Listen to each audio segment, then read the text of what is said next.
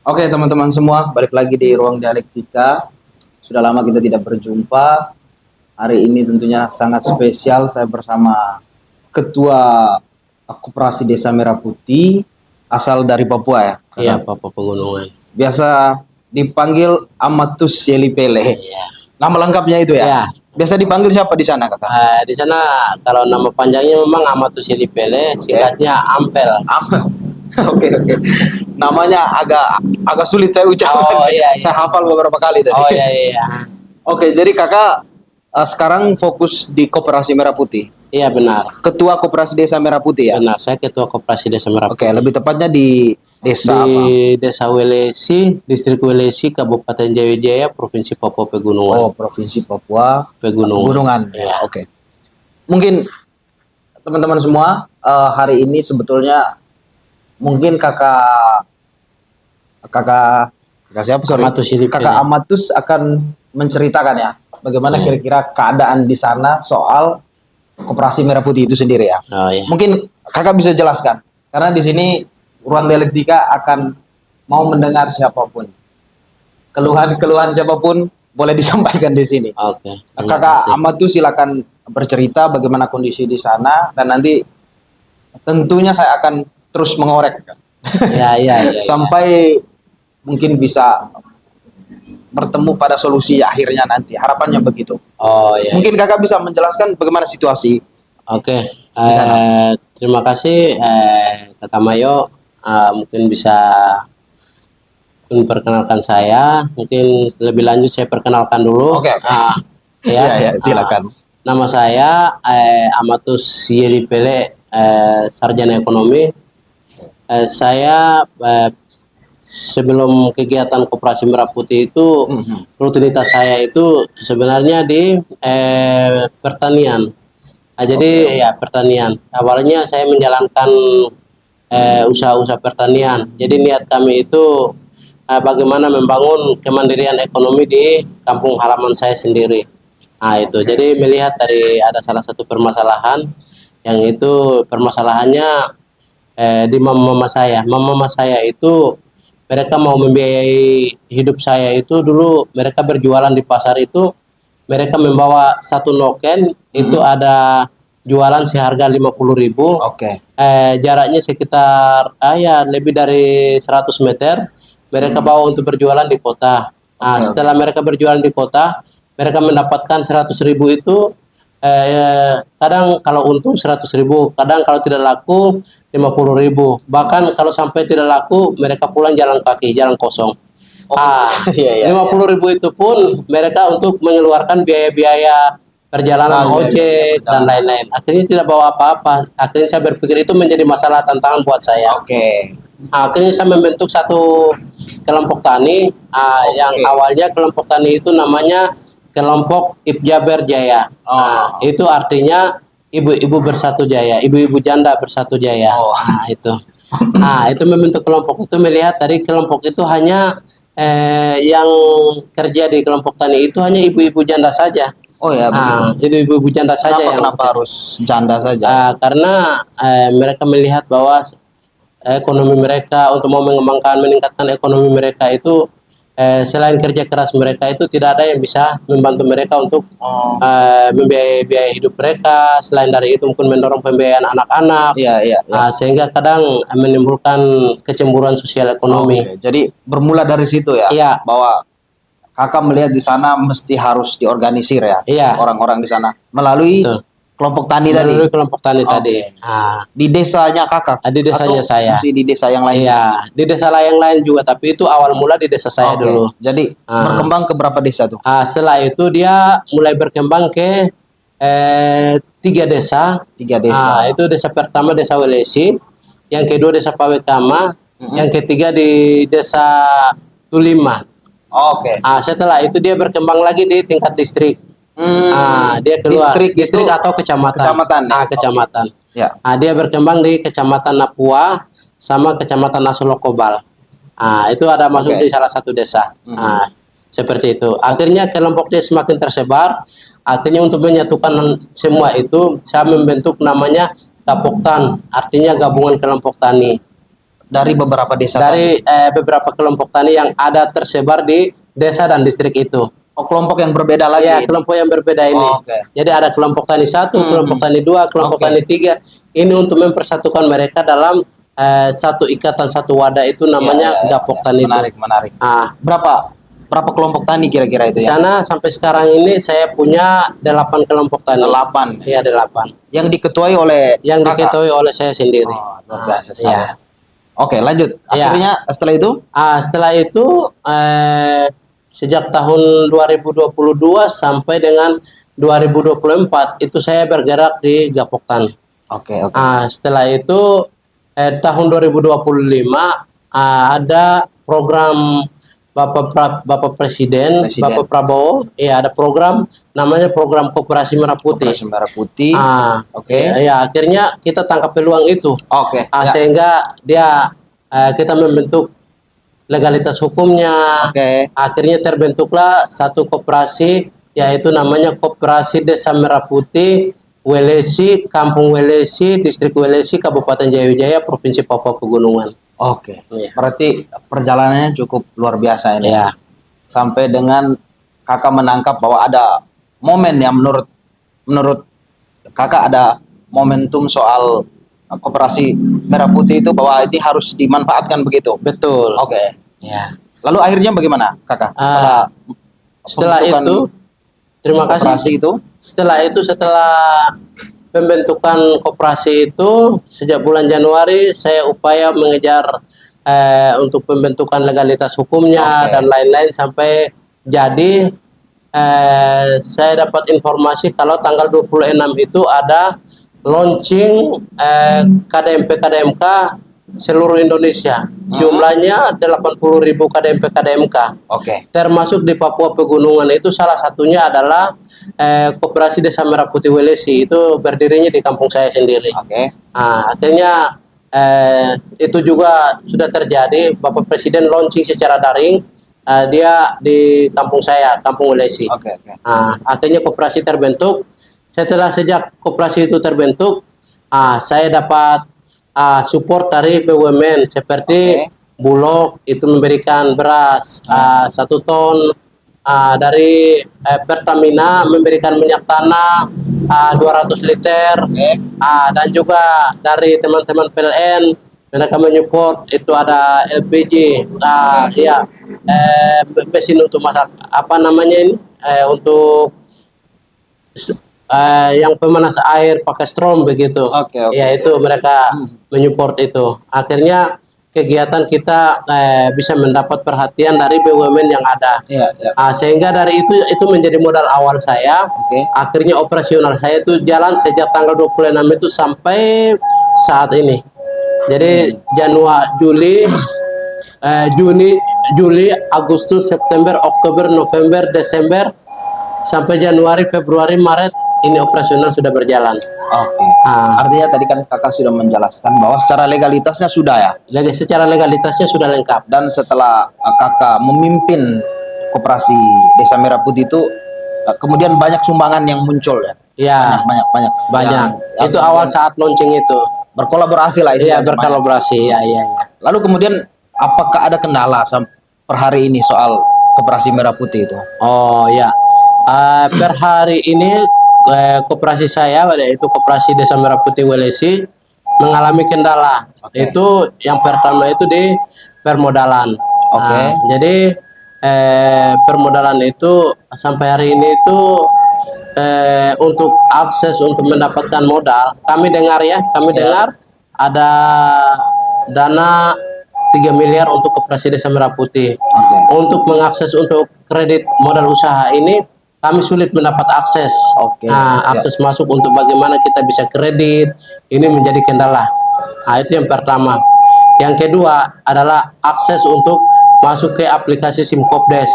Sampai hari ini saya sebagai ketua Koperasi Merah Putih belum dapat user dan password. Itu menjadi kendala yang kedua. Mungkin yang ketiga itu kemitraan. Artinya kemitraan kami dengan konsumen. Jadi kegiatan usaha saya berjalan ini, kegiatannya itu barang-barang hasil usaha pertanian ini saya mau bawa ke pihak ketiga yaitu konsumen melalui koperasi. Ya. Tapi menjadi kendalanya itu saya koperasi akan membeli, tapi kemana saya harus bawa? Ini juga kemitraan ini di tingkat kabupaten saya sampai hari ini belum mendapat akses. Oke. Baru terakhir kemarin saya dapat informasi dari pemerintah Provinsi Papua Pegunungan Ya. melalui Dinas Koperasi dan UKM oleh Bapak Alpius Sigibalom sebagai selaku Kepala Dinas Koperasi dan UKM Provinsi Papua Pegunungan, bahwa beliau mengatakan bahwa adik tanam jagung, seperti itu. Tetapi sampai per hari ini komunikasi kita tidak berjalan juga seperti itu. Terima kasih. Oke, tadi kan dijelaskan bahwa memang per hari ini dana dari Koperasi Desa Merah Putih itu belum dicairkan, belum bisa dicairkan. Belum bisa dicairkan. Kira-kira menurut kakak itu kenapa kok tidak bisa dicairkan? Menurut Itu saya kendalanya di mana kira-kira? yang pertama itu kami dari sejak mendengar launching Koperasi Desa Merah Putih sampai hari ini belum ada sosialisasi, belum ada pendidikan. Sampai hari ini juga yang menjadi terkendala untuk proses ini salah satunya adalah kelemahannya di pemerintah Kabupaten Jayawijaya dan juga Provinsi Papua Pegunungan. Oke. Ini mereka tidak mementingkan hal bagaimana untuk pemberdayaan ini bisa berjalan, tapi mereka lebih melihat ke politiknya. Oke. Politik praktis. Ini yang menjadi kendala. Padahal masyarakat Lema ini sangat membutuhkan dengan kehadiran koperasi ini pasti akan terbantukan. Tapi nyatanya sampai hari ini itu tidak pernah terwujud seperti itu. Jadi saya melihat permasalahan salah satunya itu ada di pemerintah daerah dan Provinsi Papua Pegunungan. Istilahnya harus menjemput bola ke pusat melalui kementerian bersangkutan. Setelah itu mereka mengundang semua pengurus Koperasi Desa Merah Putih yang ada di kabupaten 8 kabupaten di Provinsi Papua Pegunungan. Ya. Kalau khususnya di Kabupaten Jayawijaya ada 40 distrik, 328 kampung. Memang itu sudah terbentuk secara legalitas hukum, berarti mengundang kami untuk membicarakan hal operasional. Tetapi sampai hari ini sistem menjemput bola ini pun belum. Kalau memang program ini pemerintah merasa bahwa salah satu permasalahan yang berat, berarti saya juga takut terima risiko, akhirnya saya juga mau mengundurkan diri begitu, tidak mau melanjutkan koperasi ini. Tapi kalau pemerintah juga berpikir hal yang sama seperti apa yang saya berpikir, bahwa ini adalah peluang untuk menghidupkan ekonomi di desa, berarti mari kita sama-sama untuk mendorong terus, memberi sosialisasi pelatihan melalui instansi terkait yaitu Dinas Koperasi dan UKM seperti itu. Setelah launching itu, maksudnya dalam proses launching itu Pemda atau Pemprov pada waktu itu hadir? Hadir ya. Pada saat itu pemerintah Provinsi Papua Pegunungan, dalam hal ini Bapak Gubernur hadir. Bapak Bupati Kabupaten Jayawijaya dan Wakil Bupati, Bapak Wakil Bupati hadir. Yang itu mewakili dari 8 kabupaten itu yang hadir dari Kabupaten Lanijaya, Bapak Bupati Kabupaten Lanijaya. Oke, berarti saya menangkapnya bahwa secara legalitasnya sudah ada, secara legitimasi juga oleh Pemda, oleh Pemprov, mereka sudah tahu dan mengakui bahwa memang ada begitu. Ada, ya. Tapi memang proses berikutnya yang tidak berjalan begitu ya. Benar. Setelah launching itu proses selanjutnya tidak berjalan. Tidak pernah ada pendampingan.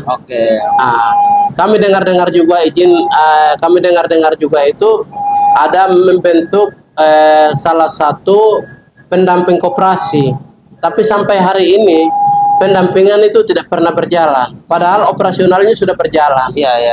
Seperti itu. Itu juga menjadi salah satu faktor atau kendala bagi kami untuk mendapatkan akses ataupun operasional daripada Koperasi Merah Putih itu sendiri.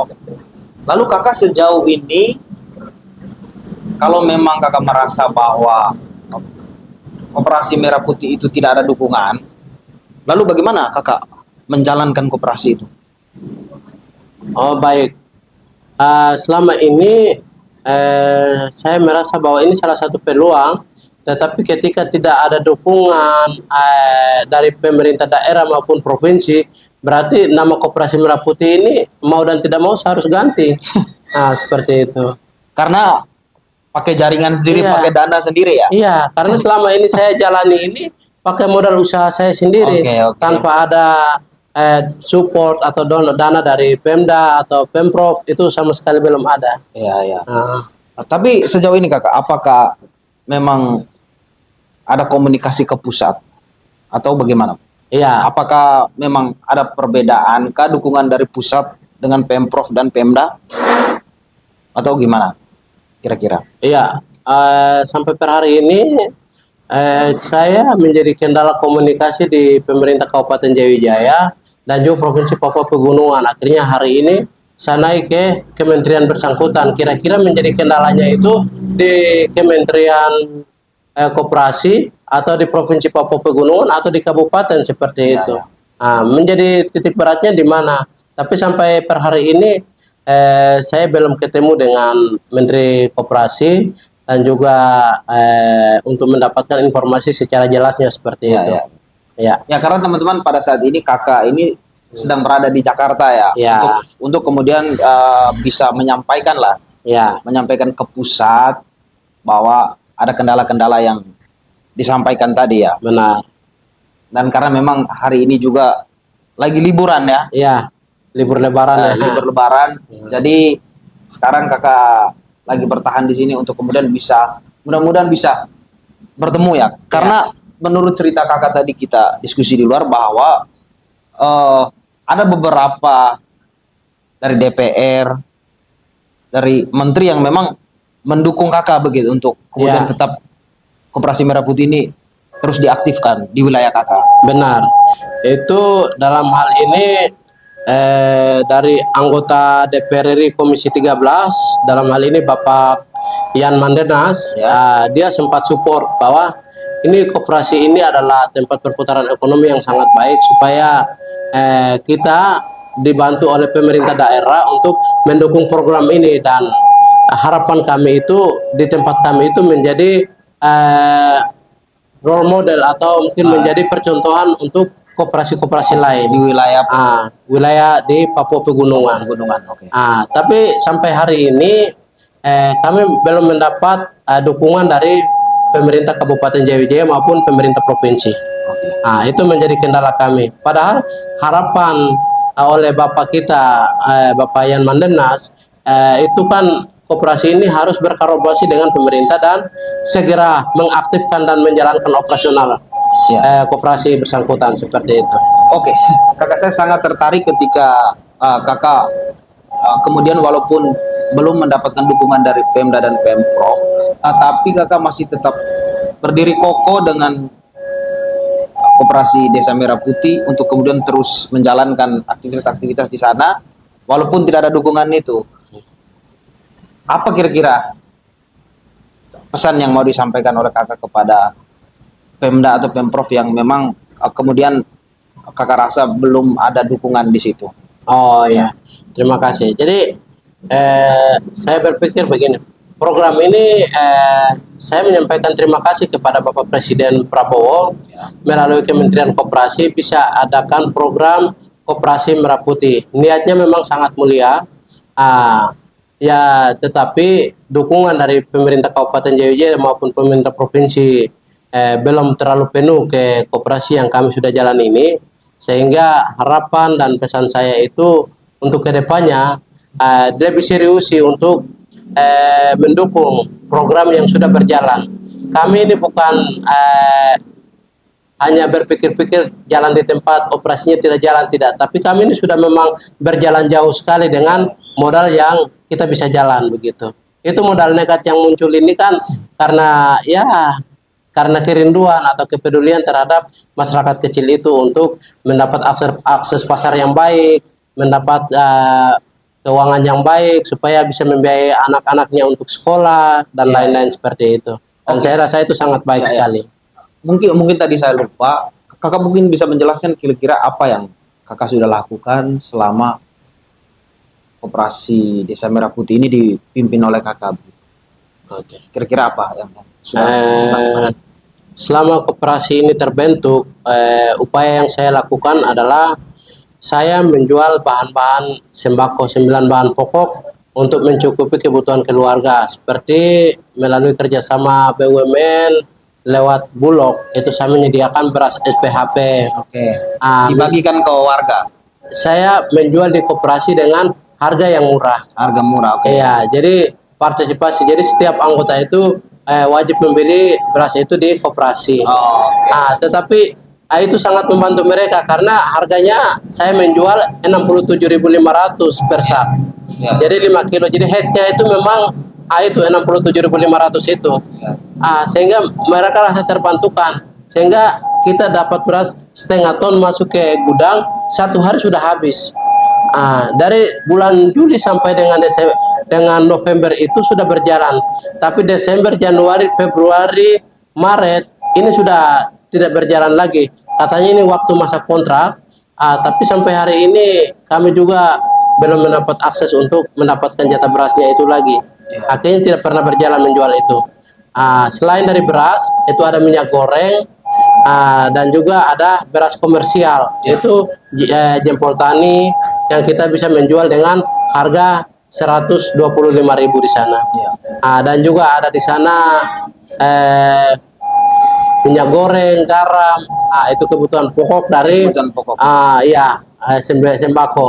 Setelah itu dari masyarakat itu mereka menjual di situ tuh kopi arabica, jahe bubuk, sayur-sayuran, rica, bawang, mereka jual lewat koperasi itu sendiri juga. Oke.